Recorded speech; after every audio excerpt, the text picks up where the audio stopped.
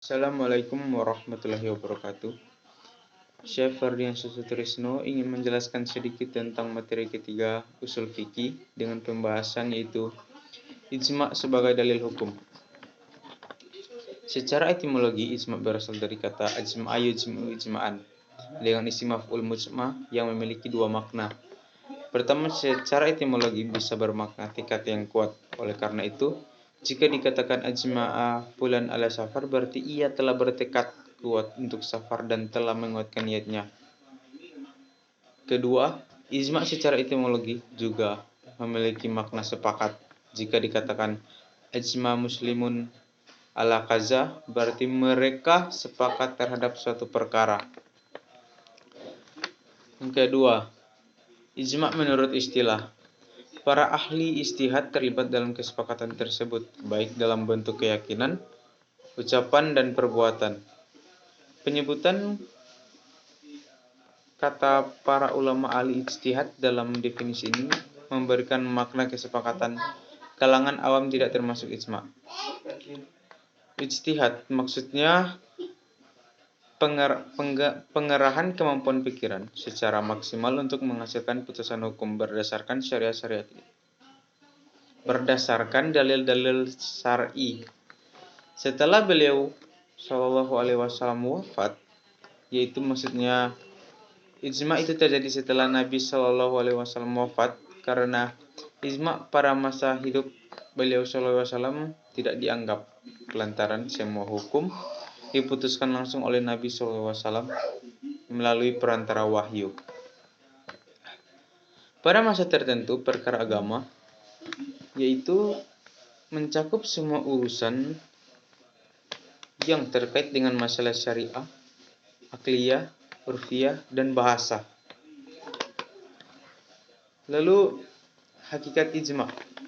Seperti yang kita ketahui, hakikat ijma seperti ditegaskan oleh Syekhul Islam rahimahullah ialah kesepakatan para ulama kaum muslimin hukum tertentu.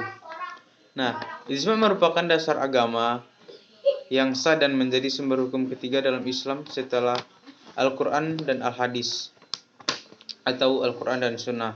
Tidak terdapat ketetapan ijma yang menentang kebenaran, karena umat Islam tidak mungkin sepakat berada di atas kesesatan, apalagi generasi sahabat-sahabat Nabi dan tabi'in. Peran ijma terhadap ketetapan hukum. 1. Dasar hukum. Ijma menurut pandangan Al-Quran, Al-Hadis, dan akal pikiran. Allah Subhanahu wa Ta'ala berfirman, yang artinya, hai orang-orang beriman,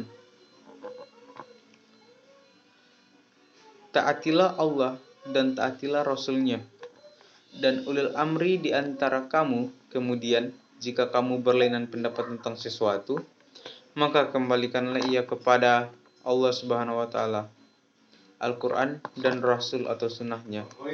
Jika kamu benar-benar beriman kepada Allah Subhanahu wa Ta'ala dan hari akhir. Quran Surat An-Nisa ayat 59. 2. Menurut pandangan Al-Hadits, Rasulullah SAW bersabda, sesungguhnya umatku tidak akan bersepakat di atas kesesatan. Maka apabila kalian melihat perselisihan,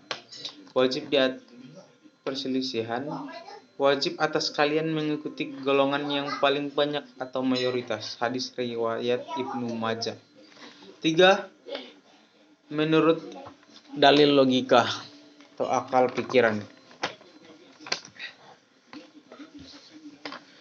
Nabi Muhammad SAW adalah penutup para nabi dan syariatnya berlaku hingga hari kiamat. Sementara itu, banyak kasus hukum yang muncul, tidak ada nas dan qati, baik dari Alkitab dan Sunnah maupun para ulama berijma terhadap satu hukum tertentu.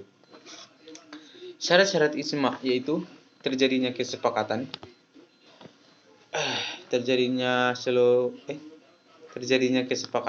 terjadinya kesepakatan seluruh umat Islam. Baru waktu kesepakatan setelah zaman Rasulullah Shallallahu Alaihi Wasallam, meskipun hanya sebentar saja kesepakatan terjadi. Dan yang terakhir yang disepakati adalah perkara agama. Macam-macam ijma, yaitu ijma berdasarkan kejelasan perkara yang disepakati. Itu ada dua, ijma qati dan ijma jani. Sedangkan berdasarkan metode terjadinya, yaitu ada ijma bayani dan ijma sukuti. Nah, berdasarkan jumlah pendapat yang ada, itu ada dua juga, yaitu ijma basit dan ijma murakab.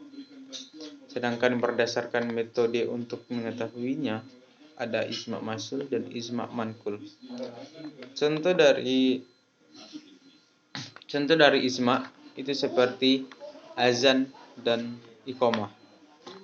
Nah, yang terakhir, pembahasan terakhir ada hukum mengingkari ijma. Ada dua, yaitu mengingkari ijma sebagai hujah dan dalil adalah dalam agama. Menurut sebagian ulama, hukumnya kafir. Kedua, menurut hukum yang tetap berdasarkan ijma, maka sebagian ulama menyatakan bahwa pendapat yang mengkafirkan orang yang menolak hukum yang tetap berdasarkan ijma adalah kurang tepat, karena hukum yang tetap berdasarkan ijma itu bertingkat-tingkat. Sedangkan objek ijma ialah semua peristiwa atau kejadian yang tidak ada dasarnya dalam Al-Quran dan hadis.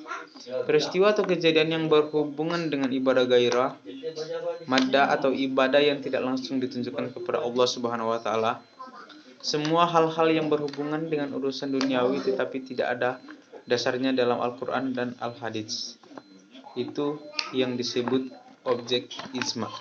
Sekian pembahasan singkat dari saya. Wallahul muwaffiq ila aqwamit thoriq. Wassalamualaikum warahmatullahi wabarakatuh.